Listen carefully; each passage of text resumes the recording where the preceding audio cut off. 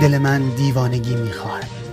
دل من لک زده برای زدن به سیم آخر، رسیدن به انتهای عقلانیت، همانجا که تازه مرز جنون آغاز می شود. کاش هنوز هم یکی بود که مثل هیگویتا به مرگ می خندید و سرنوشت را آنجور به سخره می گرفت. دل من دیوانه‌ای مثل ژرمن بورگوس می خواهد و یکی مثل خورخه کامپوس که با قد کوتاه توی دروازه بایستد و دیوانه وار تا نوک حمله پیش برود.